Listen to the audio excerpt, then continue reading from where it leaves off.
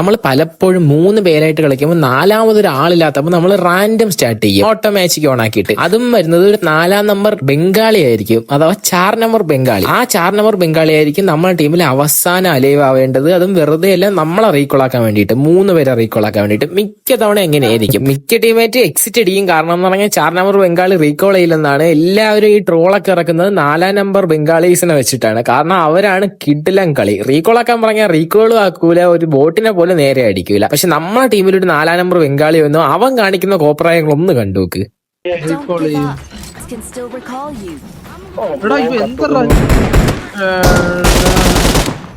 Bro go recall bro.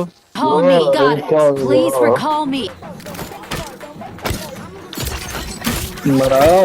ലൂട്ടൊക്കെ എടുത്ത് പയ്യെ ഇറങ്ങി ലൂട്ട് ഇനി എല്ലാം പെട്ടി തുറന്നു. എടാ ഇനി എന്തിനടാ എനക്ക് ലൂട്ട്? പോയി റീകോൾ ചെയ്യടാ. പോയി കയറുന്നത് അവിടെ എനിമി ആയിരിക്കും, അടിച്ചങ്കൊല്ലു പ്രതീക്ഷ പോയി. ആ ബുദ്ധിശാലി അല്ലെങ്കിലും റീകോളിനോടെ അല്ലേ ഐ എം ഹാപ്പി. ഇനി പിന്നെ റീകോൾ ചെയ്ത് കഴിഞ്ഞാൽ ഡോഗിന്റെ വില വരില്ല, അല്ല പട്ടിയുടെ വില ഇല്ല. സാധാരണ ഇന്ത്യക്കാരന്മാർ ഇങ്ങനെ എത്ത ഞാൻ ചിലത്തിൽ ആത്മാർത്ഥമുള്ളവനെ കാണും.